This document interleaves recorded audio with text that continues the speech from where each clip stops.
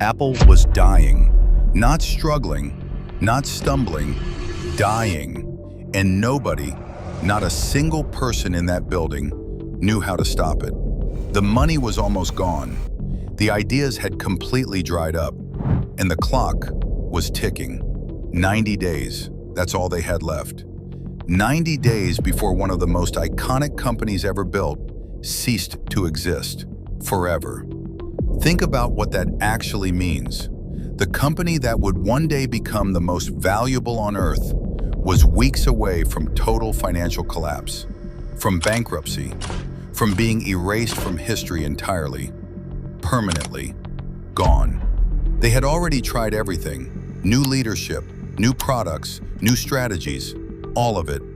Nothing worked. Partners were gone, investors had walked away completely, and the press was already writing the obituary. But then, something happened. Something so unexpected, so uncomfortable, so completely against everything Apple stood for, that it stunned the entire tech world into silence. A decision that would either save everything or confirm what everyone already believed, that Apple was finished. And the person behind that decision was the last person on Earth anyone expected.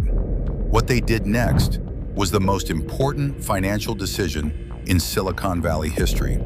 The kind of decision that builds generational wealth or destroys empires forever. We need to go back.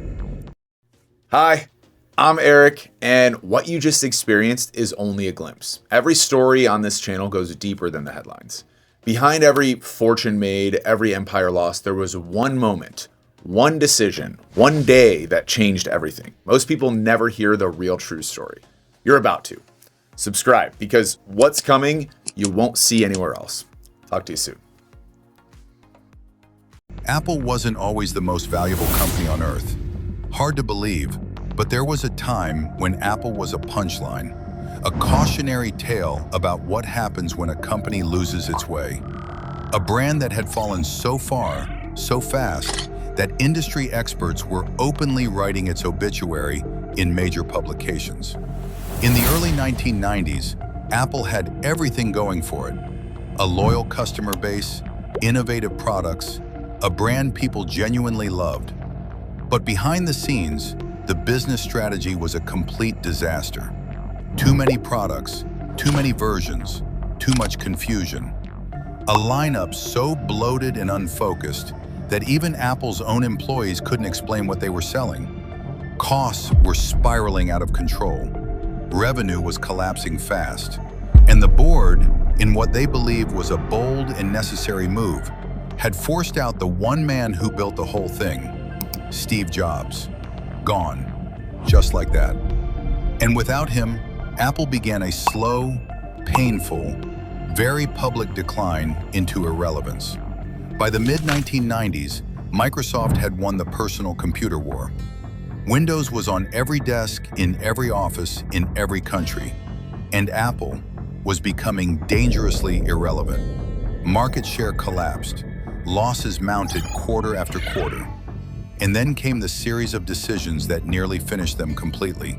A string of failed products, failed leadership, failed business strategy, each one burning through cash they couldn't afford to lose, and pushing Apple closer and closer to the edge of financial collapse. By 1997, the numbers told a story nobody wanted to hear. Apple had roughly 90 days of cash left. 90 days. For a company with thousands of employees, global operations, and decades of history behind it. 90 days before the whole thing was over. The board had tried everything. New CEOs, new products, new strategies, new directions. All of them failed, spectacularly and expensively. Partners were walking away, investors had written them off completely, and the press was sharpening its pencils, already preparing the eulogy. This wasn't just a company in trouble.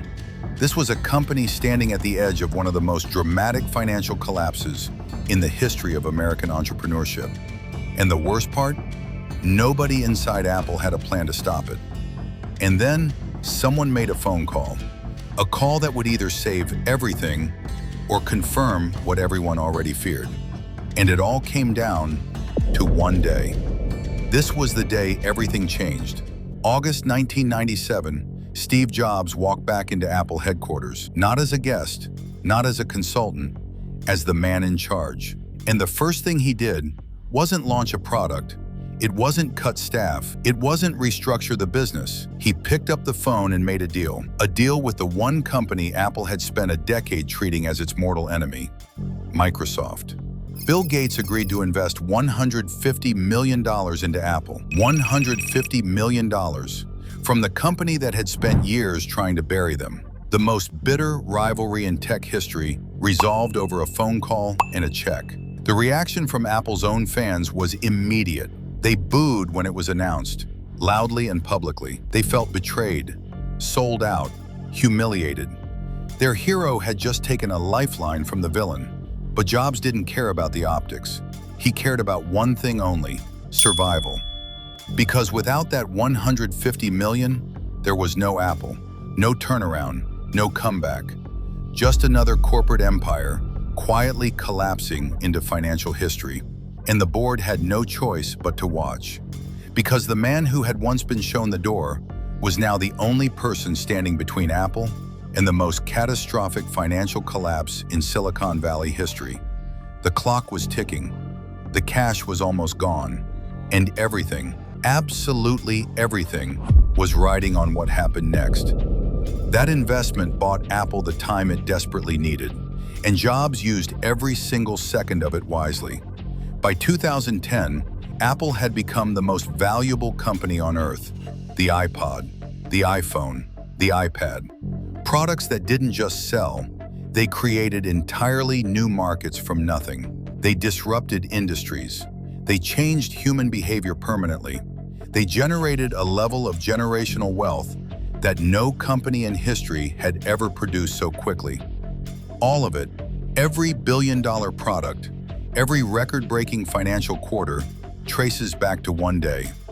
A day where Apple had 90 days of cash left, and one desperate phone call changed the course of financial history forever.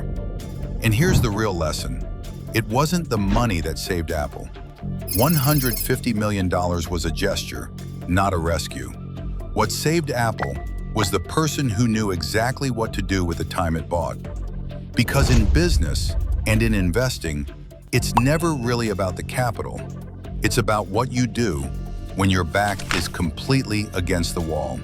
One day, one call, one decision, and nothing in the tech world was ever the same. If you thought that was nuts, wait until you hear about the day Google almost sold for just $1 million and the decision that stopped it. Check it out here.